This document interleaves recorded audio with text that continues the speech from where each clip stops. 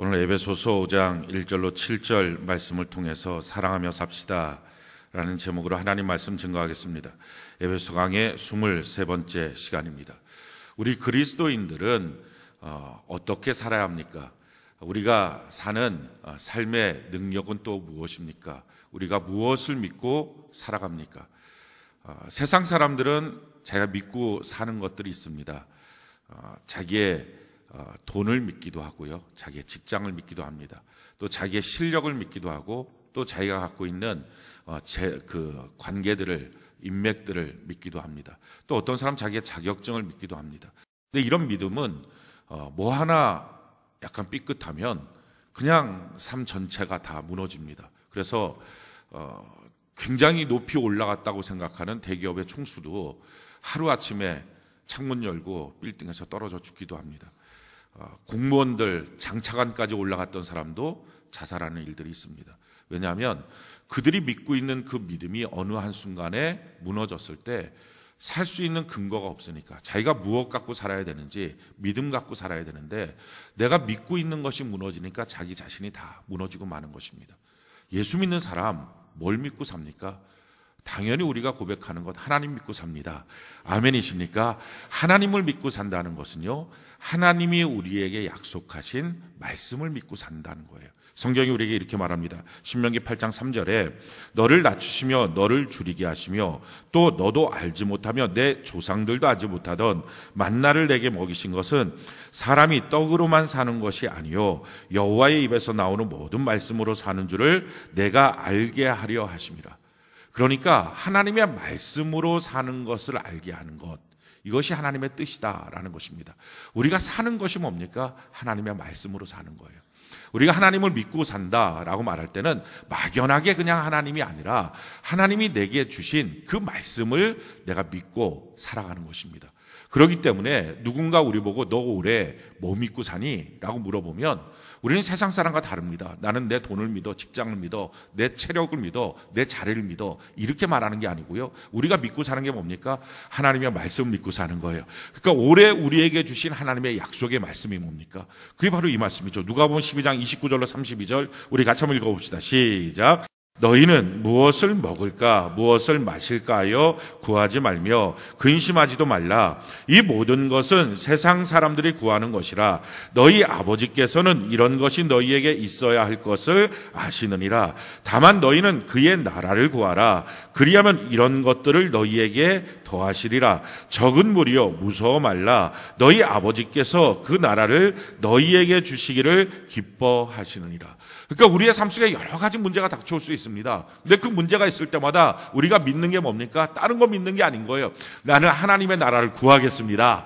그러면 하나님 나머지 모든 것들을 더하여 주신다고 약속했으니 하나님이 주실 것을 믿습니다. 이걸 믿고 올 한 해를 사는 것입니다.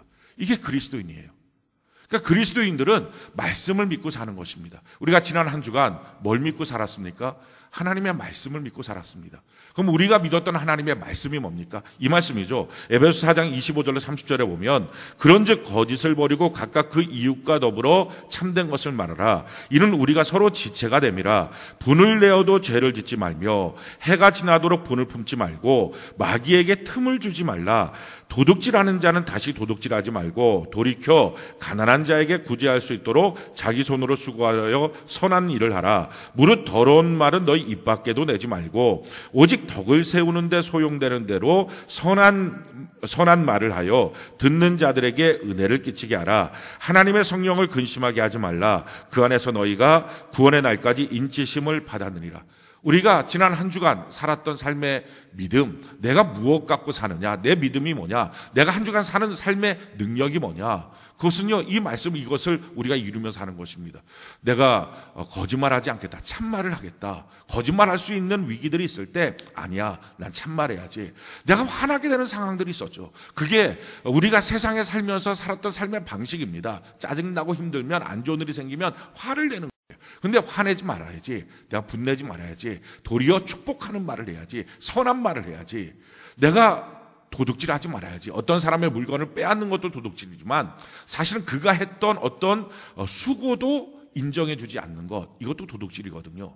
요즘 입시철 아닙니까? 그러면 우리 학생들이 결과가 뭐든 상관없이 3년, 뭐 짧게는 1년 너무 수고 많이 했잖아요. 그러면 부모가 또 옆에 있는 사람이 그 결과가 어떠냐는 것은 나중 문제고요. 수고했다고 손 한번 잡아주고 참 수고했다고 진심 어리게 말 한마디 해주는 것. 요즘처럼 경기 어려운데 가서 일하고 오는 사람들 수고했다고 손 한번 잡아주는 것. 가정 안에서 자녀 키우는 거 쉽지 않는데 수고했다고 말해주는 것. 이렇게 하는 것. 이게 도둑질하지 않고 그의 삶을 배려해 주는 거거든요.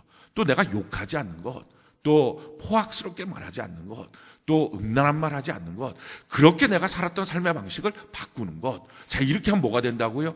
성령 하나님이 우리의 다음 스텝을 인도해 주신다. 할렐루야. 그것이 우리가 지난 한 주간 내가 사는 삶의 능력이에요. 믿고 그 믿음을 갖고 우리가 사는 것입니다. 그러니까 우리의 믿음이라는 것은, 우리가 사는 삶의 힘이라는 것은 하나님의 말씀인데요. 이 말씀을 믿는다는 것은 항상 그 믿음에 대한 순종이 있고요. 그 순종에 대한 기대가 있습니다.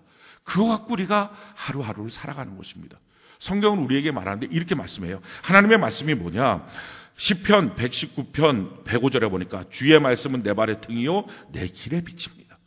하나님의 말씀이 왜 중요합니까? 그 말씀이 내 빛이라는 거예요. 내 인생을 밝혀주고 나를 인도해 가신다는 것입니다. 또한 우리에게 이렇게 말씀하십니다. 시편 107편 10절로 14절에 보면요, 사람이 흑암과 사망의 그늘에 앉으며 곤고와 쇠사슬에 매임은 하나님의 말씀을 거역하며 지존자의 뜻을 멸시함이라.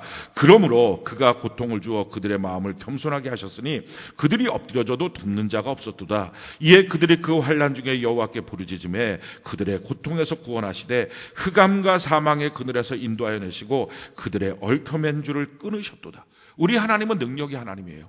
우리가 하나님 앞에 간절히 부르짖으면 하나님은 사망도 끊어주시고, 할렐루야, 고통의 사슬에서도 우리 해방시켜 주십니다. 그런데 왜 이런 고통과 사슬에 매여 있느냐 말씀하시죠. 사람이 흑암과 사망의 그늘에 앉으며 곤고와 쇠사슬에 매인 이유는 하나님의 말씀을 거역하며 지존자의 뜻을 멸시하며 살았기 때문입니다 라는 것입니다. 그래서 우리를 회복시켜 주시는데 어떻게 회복되느냐? 우리가 이런 생각을 해요. 하나님께 간절히 기도하면 어떤 병을 놓고 기도하면 병을 없애주시거나, 우리가 물질 문제를 놓고 기도하면 하나님 돈을 주시거나 이럴 거라고 생각을 해요. 근데 하나님의 방식은 그 방식이 아니고 이렇게 해결하신다는 거예요. 시편 107편 19절로 20절에 이에 그들이 그들의 고통 때문에 여호와께 부르짖음에 그가 그들의 고통에서 그들을 구원하시되, 하나님 반드시 건져내십니다. 건져내신데 어떻게 건져내시냐? 그가 그의 말씀을 보내어 그들을 고치시고 위험한 지경에서 건지시는도다. 그러니까 내가 내 삶에 해결되지 않는 문제가 있을 때 그 문제로부터 나를 건져내시는 방법, 그것은 기도하면 문제 끝, 문제 없어, 이런 방법이 아니라 기도하면 하나님이 우리에게 말씀을 주신다는 거예요. 그게 그 말씀을, 그래서 우리는 믿고 사는 것입니다. 올해 우리에게 많은 문제가 있을 거예요. 근데 그 문제를 해결할 수 있는 방법 하나님이 이미 주셨어요. 하나님의 말씀을 주셨어요. 할렐루야. 그 말씀이 뭡니까? 하나님의 나라를 구하라. 그럼 나머지 모든 건 내가 더해 줄 것이다. 지난 한 주간 우리에게 말씀을 주셨어요. 우리가 옛날 삶의 어떤 행습대로 우리가 더러운 말, 욕하는 말, 막 이렇게 말도 하기도 하고, 음란한 말 하기도 하고, 다른 사람의 수고나 이런 일, 헌신에 대해서 인정해 주지 않기도 하고, 또 어떤 때는 내가 화를 참지 못하고 또 거짓말하고 이랬던 습성들을 버리고 그때 한번 꽉 눌러놓고 내가 하나님의 말씀대로 믿고 순종합니다 하면 하나님이 예비하신 놀라운 것들을 볼 수 있는 길을 하나님이 우리에게 허락해 주신다는 거예요. 이렇게 함으로 우리를 건져내어 주신다는 것입니다. 자, 이번 한 주간 우리 어떻게 살까요? 하나님이 우리에게 어떻게 인도해 주실까요? 그래서 우리가 귀를 쫑긋 세우고 하나님의 약속의 말씀을 받는 것입니다. 우리가 하나님의 말씀이 얼마나 많습니까? 근데 그 많은 말씀 중에 과연 이번 한 주간 내게 내가 믿고 따라야 될 말씀이 뭐냐? 그거는요, 성경이 우리에게 이렇게 말해요. 시편 50편 5절에 보니까 하나님은 성도들을 모아주시는데 그 성도가 누구냐? 예배로 나와 언약한 사람이다. 예배 시간에 내가 그들에게 약속을 주겠다는 것입니다. 그 약속을 내가 받는 사람, 그 사람이 성도라는 거예요. 그러니까 다른 때가 아니라 오늘 지금 이 시간, 이 예배 가운데 하나님 우리에게 말씀하실 텐데 그 말씀을 받아서 한 주간 하나님, 내가 이 약속의 말씀을 믿고 삽니다 라고 순종하며 기대할 때 하나님은 우리의 위경 가운데 건져내어 주시고 새로운 인생을 열어주시게 될 줄로 믿습니다. 성경이 우리에게 이렇게 말합니다. 마태복음 17장 20절에 보니까요. 이르시되 너희 믿음이 작은 까닭이니라 진실로 너희에게 이르노니 만일 너희에게 믿음이 겨자씨 하나만큼만 있어도 이 산을 명하여 여기서 저기로 옮겨지라 하면 옮겨질 것이요 또 너희가 못할 것이 없느니라. 예수 믿는 사람을 놓고 하나님 하시는 말씀이에요. 산을 옮기는 사람이라는 거예요. 이 산을 들어서 저리로 가라. 그럼 옮길 수 있는 사람, 이게 예수 믿는 사람이라는 거예요. 우리 앞에 다 살면서 산이 있어요. 참 큰 산이 있어요. 어떤 사람은 이 질병의 산이 있어요. 어떤 사람은요 가난의 문제의 산이 있어요. 사업상의 문제의 산이 있어요. 또 자녀 문제에 대한 산이 있어요. 인간관계 갈등에 대한 산이 있어요. 자, 이 산의 문제 때문에 사람들은요 다 낙심하고 원망하고 불평하고 못 살겠다고 합니다. 근데 예수 믿는 사람은 이 산을 놓고 원망하는 사람이 아니에요. 불평하는 사람이 아니에요. 화내고 답답하다고 짜증내는 사람이 아니에요. 예수 믿는 사람을 지금 성경이 뭐라고 말합니까? 예수님이 말씀하시는 거예요. 이 산을 들어서 저리로 가라. 할렐루야. 산을 옮겨버리는 사람, 이게 예수 믿는 사람이라는 거예요.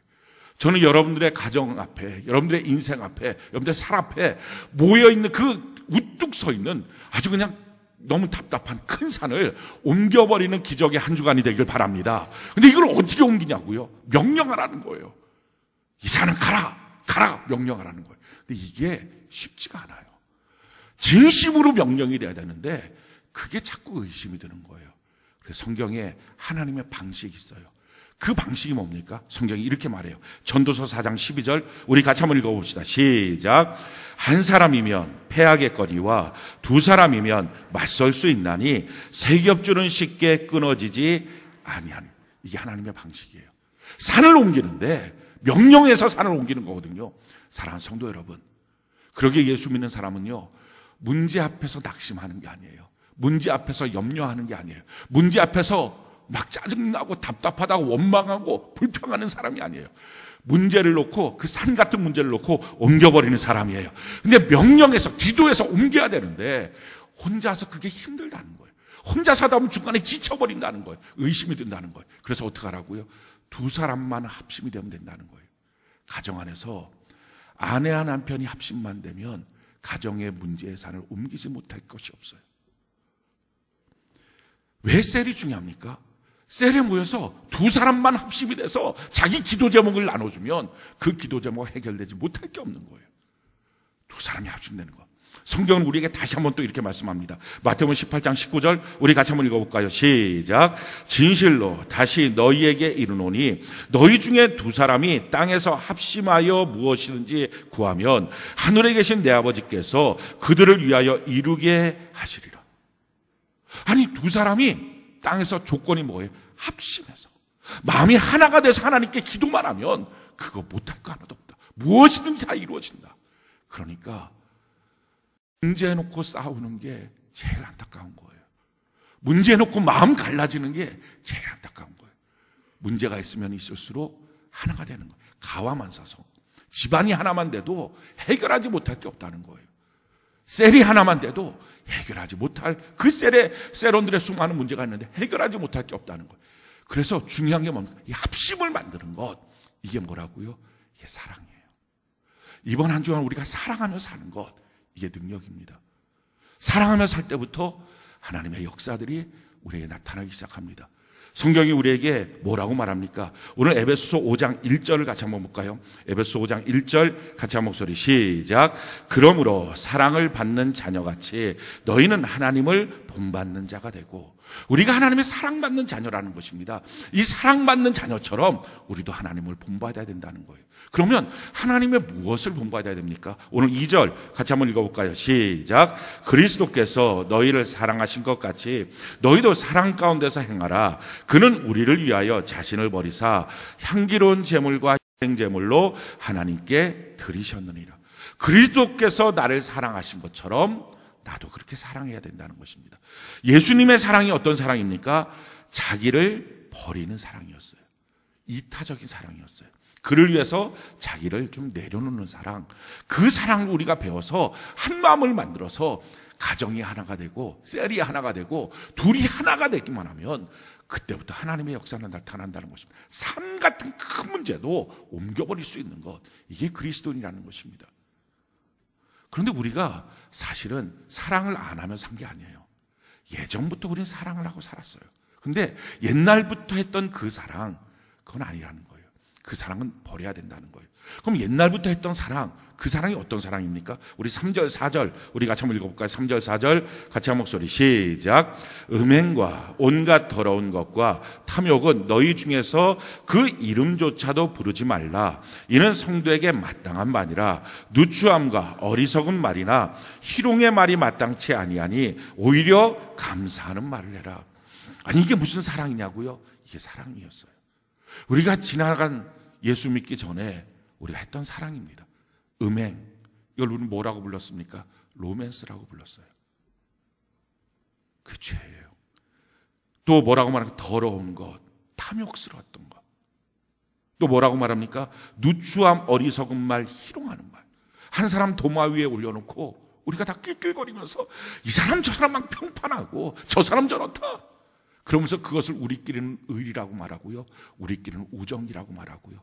그건 우리끼리의 사랑이었다고 말해요. 한 사람 바보 만들어 놓고. 그게 우리가 옛날에 했던 사랑이에요. 이기적인 사랑, 나만을 위한 사랑. 근데 그 사랑하지 말라는 거예요. 그 사랑 내려놓으라는 거예요. 그 사랑 말고 하나님이 우리에게 주신 사랑, 이 사랑을 통해서 하나님의 역사를 우리가 이루어낼 수 있다는 것입니다. 우리가 어떻게 바뀌어질 수 있을까요? 어떻게 우리가 하나님의 사랑을 우리가 행하고 누릴 수 있을까요? 그 첫 번째는요, 5장 1절, 우리가 한번 읽어볼까요? 5장 1절, 같이 한 목소리, 시작. 그러므로 사랑을 받는 자녀같이 너희는 하나님을 본받는 자가 되고.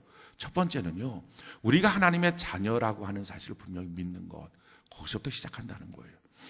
내가 하나님의 자녀다라는 거예요. 자녀는 참 놀라운 게 부모의 DNA를 갖습니다. 그래서 신기한 게 너무 닮았어요. 우리 교회 자녀들을 보면 누구 부모니? 이거 물어볼 것도 별반 없어요. 다 빼다 닮았어요. 제가 이렇게 뒷짐지고 걷거든요, 자주. 근데 어느 날 제가 보니까 저희 딸이 뒷짐지고 걷는 거예요. 그거 가르쳐 준 것도 없어요. 그렇게 하라고 한 적도 없어요. 제가 약간 팔자걸음이거든요. 저희 딸이 여잔데도 불구하고 팔자로 뒷짐지고 걷는 거예요. 배 약간 내밀고. 깜짝 놀랐어요. 제가 자는 버릇이 옆으로 이렇게 하고 약간 강아지처럼 하고 자거든요. 우리 딸이 자는 것도 이렇게 똑같이. 누가 가르쳐 준 게 없는 거예요. 아버지를 닮는 거는요, 어머니를 닮는 거는요, 노력해서 되는 게 아닌 거예요. 그 DNA가 있는 거예요. 우리 DNA가 뭐라고요? 하나님의 자녀예요. 할렐루야. 하나님의 DNA를 갖고 있다고요. 그래서 하나님이 베푸신 사랑을 우리는 할 수 있다고요. 문제는 내가 그런 하나님의 자녀라고 하는 분명한 믿음인 거예요. 그 믿음이 없으니까 나는 여전히 죄인이야. 나는 여전히 문제투성이야. 내가 그렇게 나를 믿고 있으니까 하나님의 사랑을 베푼다는 것은 너무 큰 문제처럼 여겨지는 거예요. 예를 들어서 제가 깨끗하게 목욕을 하고요, 아주 좋은 옷을 입었어요. 깨끗한 옷을 입었어요. 그러고서 딱 자리에 앉았다가 손을 이렇게 무심코 내려놨는데 손 밑에가 물컹한 거예요. 어저께 제가 교사 모임 때 얘기했거든요. 물컹한 거예요. 보니까 누가 그 전에 거기다 침을 뱉어놓은 거예요. 얼마나 더러워요. 그래갖고 이 더러운 걸 보고서 어떻게 하겠습니까? 제가 물어봤어요. 그랬더니 짜증나요. 그렇게 대답을 하더라고요. 맞아요. 다 짜증나요. 그 다음에 어떻게 하겠습니까? 그랬더니 막 약간 두런두런해요. 그리고 제가 이렇게 하겠습니까? 한 명도 그렇지 못한다. 막 욱하는 거예요. 어떻게 하겠냐고. 그랬더니 빨리 가서 비누로 막 깨끗하게 씻는다는 거예요. 당연히 그렇겠죠. 근데 만약에 제가 1년 동안 목욕도 안 했어요. 그냥 구정물통에 그냥 있었던 거예요. 옷도 안 갈아입었어요. 막 더러워요. 자, 그런 상태에서 탁 앉았는데, 앉는 자리도 참 조심스럽죠. 깨끗한 자리면 차라리 더 미안한 거죠. 그렇게 앉았는데 옆에 침이 있어요. 그럼 어떻게 하냐고요? 지저분해! 하고 막 씻어야지, 비누로. 어차피 자기 손이 더 지저분한데, 그거 안 한단 말이에요. 이걸 제가 어떻게 확실히 아냐면은, 남자들은 알아요. 군대 가면 유격 훈련을 해요. 이 여성도들 앞에서 이제 군대 얘기가 제일 안 좋은 얘기인데 어쩔 수 없어요. 그게 제일 좋은 경험이에요. 유격훈련 하는데 유격훈련을 들어가면 유격복을 입어요. 아주 그 옷부터 약간 그래요. 땀에 차고 지저분하고 막 안 좋은. 그걸 입고 막 하루 종일 뒹굴고 막 그래요. 그러다가 유격하는 것 중에 한 가지가 이렇게 통나무 같은 걸 타갖고서 이렇게 휙 하고서 건너가는 게 있어요. 아래 물이 있고 그걸 휙 건너가는 거예요. 그런데 그 물이 얼마나 지저분, 우리 앞에서 일부러 막 침도 뱉고 조교들이 막 쉬야도 해놓고 막 온통 지저분한 물이에요. 막 그 물인데 그걸 휙 하고 넘어가야 돼요. 근데 그 조교들은요, 멋지게 샥 하고 넘어가요. 근데 우리 같은 훈련병들, 또래들은요, 한 명도 그렇게 넘어가는 사람이 없어요. 넘어가다 다 빠져요. 그냥 뒤로부터 혹 빠졌고 고개가 그냥 쑥 들어가요. 아니, 그렇게 해서 온몸이 완전히 더러운 거 그냥 투성이에요. 그런 상태에서 10분간 휴식을 하거든요. 딱 앉아요. 근데 옆에 자기도 모르게 딱 누가 거기다 침 뱉어놓은 게 침이 묻었어요. 그러면 지저분해. 이거 갖고 저 비누로 닦을게요. 한 명도 없어요, 그런 사람들이. 그리고 또 그렇게 말하면 조교가 두들겨 패요. 그러니까 이거 어떻게 하느냐, 그냥 흙에다 대충 문제예요. 어차피 자기가 더 지저분하니까. 내가 하나님의 의인입니다. 내 죄가 용서받았습니다. 하나님의 자녀예요. 이런 믿음이 있으면요, 죄를 향한 저항력이 생겨요. 그거 싫어해요. 더러운 말에 대한 저항력이 생겨요. 나 그렇게 살지 않겠다고 내가 할 수 있어요. 근데 내 자신에 대해서 내가 형편없는 인간이라고 하는 믿음이 있으면, 내가 날 그렇게 생각해버리면 저항력이 없어요. 그냥 막 들어와 버려요. 우리가 사랑할 수 있어요. 이미 하나님은요, 우리를 사랑해 주셨어요. 할렐루야. 뿐만 아니라 우리를 하나님의 자녀로 만들어 주셨어요. 자, 그렇다면 이 큰 사랑을 우리가 갖고 있으면 그걸 믿는 거예요. 내가 그 사랑을 받았습니다. 할렐루야. 내가 하나님의 자녀입니다. 자, 이 믿음을 갖고 살면요, 하나님의 사랑을 행하여 갈 수 있어요. 두 번째는요, 그 사랑을 거창한 데서부터 시작하지 말고 우리가 할 수 있는 아주 작은 것서부터 시작하면 된다는 그 사랑이거든요. 근데 그 사랑을 어떻게 표현하고 드러났느냐? 조카 롯이랑 같이 하나님의 복을 받아서 같이 살 수가 없었어요. 너무 커진 거예요. 그러니까 다툼이 일어났어요. 그럴 때 아브라함이 했던 게 이거예요. 너가 먼저 택하라.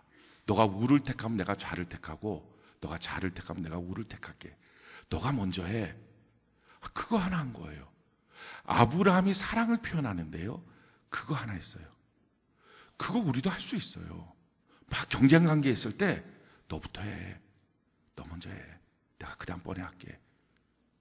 이게 쉽지는 않겠지만 그거 못하는 거 아니라고요. 예수 믿는 사람이 그거 충분히 할 수 있어요. 왜? 우리는 하나님 아버지가 계세요. 할렐루야. 두 번째 해도 괜찮다는 거예요. 도와줄 분이 있다는 거예요.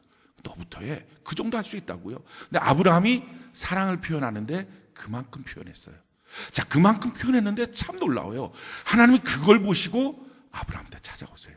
성경이 이렇게 말합니다. 창세기 13장 14절로 18절에 보니까 롯이 아브라함을 떠난 후에 여호와께서 아브라함에게 이르시되 너는 눈을 들어 너 있는 곳에서 북쪽과 남쪽 그리고 동쪽과 서쪽을 바라보라. 아니, 우리가 그 작은 사랑의 표현에도요, 하나님이 오세요. 이번 한 주간 저는 여러분들이 여러분 가운데 임재하시는 하나님을 만나는 은혜가 있기를 바랍니다. 그래서 아주 작은 사랑, 너부터 해. 그것 정도 했는데 하나님이 오셔서 뭘 말씀하십니까? 야, 너 고개를 들어서 동서남북 다 바라봐라. 너가 본 모든 땅 너한테 줄 거야. 너무 놀라운 축복을 주시는 거예요. 거기서 한 걸음 더 나가서 뭐라고 말합니까? 보이는 땅을 내가 너와 내 자손에게 주리니 영원히 있으리라. 잠깐 주고 뺏는 게 아니라 내가 영원히 너가 보는 모든 땅을 줄 것이다. 그 다음에요, 내가 내 자손이 땅의 티끌 같게 하니 사람이 땅의 티끌을 능히 셀 수 있을진데 내 자손도 세리라. 너는 일어나 그 땅을 종과 횡으로 두루다녀 보라. 내가 그것을 내게 주리라. 이에 아브라함이 장막을 옮겨 헤브론에 있는 마므레 상수리 숲에 이르러 거주하며 거기서 여호와를 위하여 제단을 쌓았더라. 헤브론, 형통, 마므레, 윤택한. 그러니까 하나님이 아브라함한테, 아브라함 지금 한 게 뭐예요? 조카 롯한테 너 먼저 해.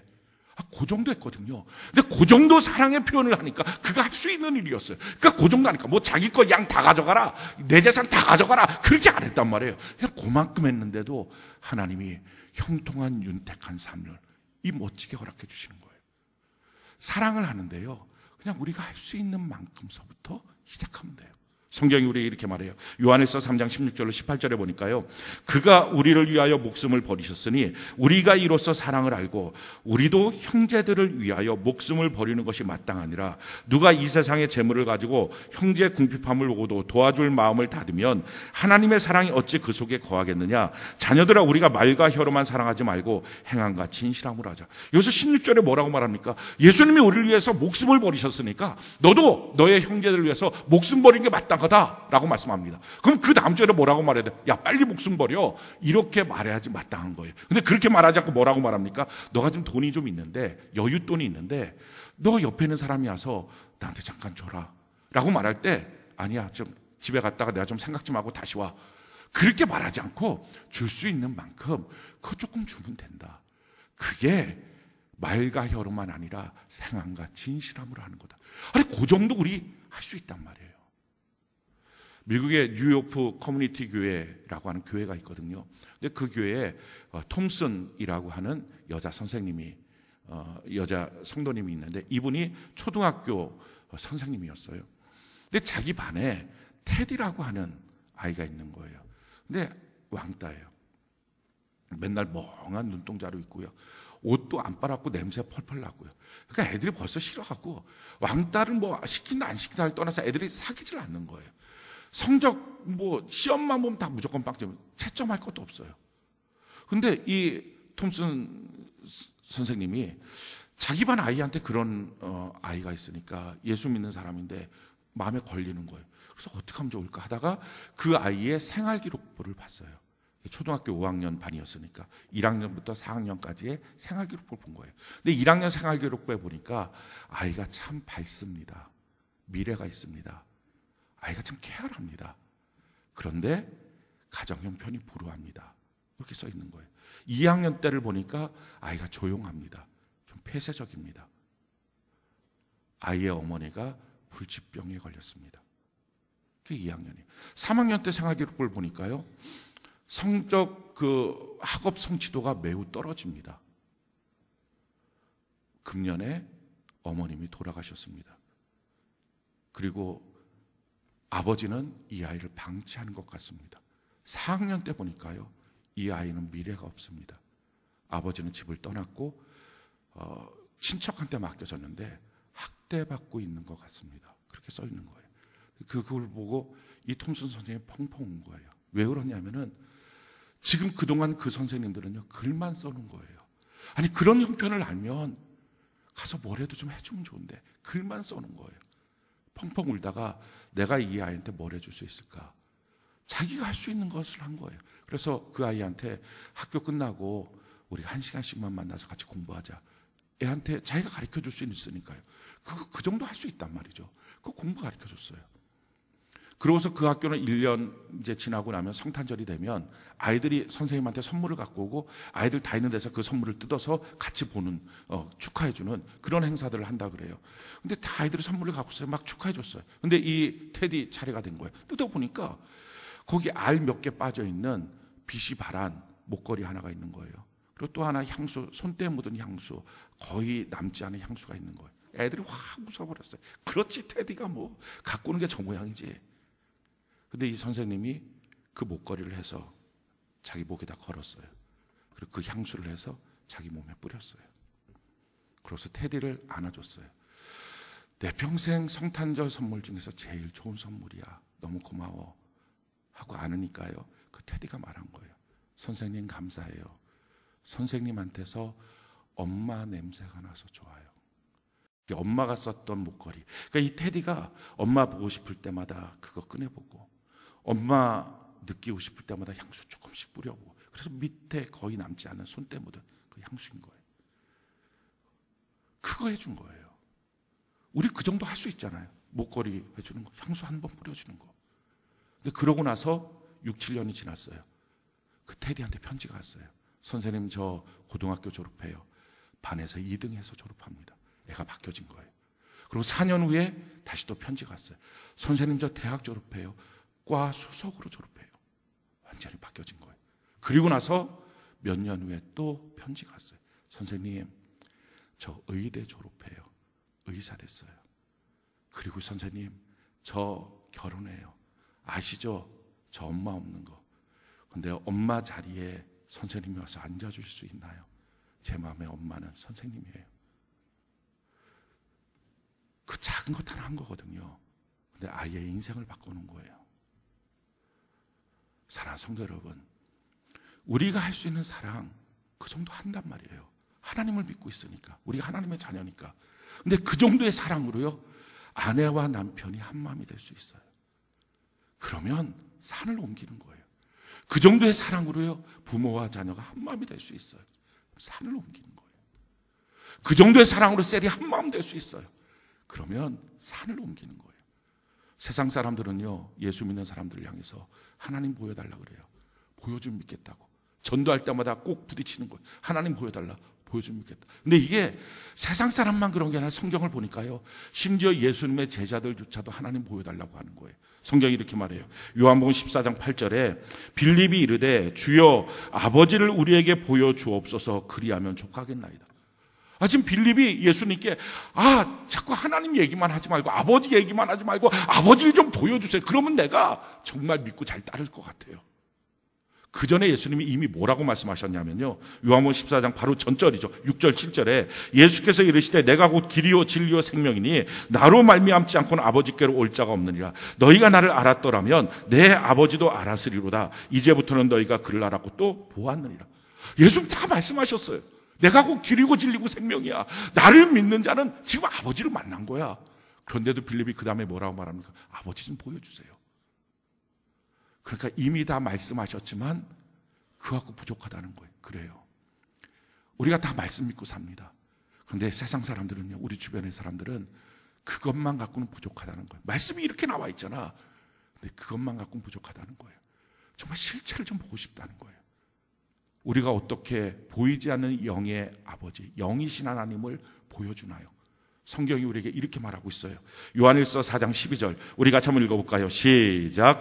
어느 때나 하나님을 본 사람이 없으되 만일 우리가 서로 사랑하면 하나님이 우리 안에 거하시고 그의 사랑이 우리 안에 온전히 이루어지는, 우리가 서로 사랑하는 모습만 가져도 주변에서 저기 하나님 계신가 보다, 그걸 알기 시작한다는 거예요. 우리가 하는 사랑, 큰 사랑 하나님이 요구하지 않아요. 당신이 먼저 선택하세요. 당신이 먼저 앞서가셔도 돼요. 그 정도 우리 할 수 있어요. 자기가 할 수 있는 것 갖고서 자기 재능, 조금 자기 시간 희생하면 돼요. 포기하면 돼요. 그 아이 마음 배려해서 향수 한번 뿌려주는 거, 자기 취향이고 뭐고 상관없이 그 정도는 할 수 있어요. 하나님이 우리에게 요구하시는 것 큰 거 아닙니다. 근데 그 정도의 사랑을 우리가 하기 시작하잖아요. 우리가 우리 아내한테, 우리가 우리 남편에게 그 정도의 마음만 갖고서 마음의 문을 열면 못할 게 없어요. 평생 나만 바라보고 수고한 그 사람한테 수고했다고 선한 말, 좋은 말 해주고 손 한번 잡고 우리 산 같은 문제 같이 한번 명하여 저쪽으로 옮겨지게 해보자고, 그 선한 마음 하나 갖고 있으면 못할 게 없어요. 교회 공동체 안에서도 마찬가지고요. 그럼 주변에서요, 우리를 통해서 하나님을 보기 시작합니다. 사랑하는 성도 여러분, 이번 한 주간 우리 사랑하며 삽시다. 할렐루야. 이 사랑하며 살라는 주의 말씀을 명령으로 받고 그 약속을 받고 한 주간 이 사랑하며 살면서 하나님, 사랑하며 마음을 하나로 만듭니다. 산 같은 문제를 향해서 이 둘이, 나 혼자만이 아니라 둘이 같이 외칩니다. 이 산을 향하여 저리로 가라고 명령할 때 하나님의 능력으로 그 산이 옮겨지게 하여 주시옵소서. 그래서 기적의 하나님, 능력의 하나님을 만나는 이번 한 주간이 되기를 예수님 이름으로 축원합니다.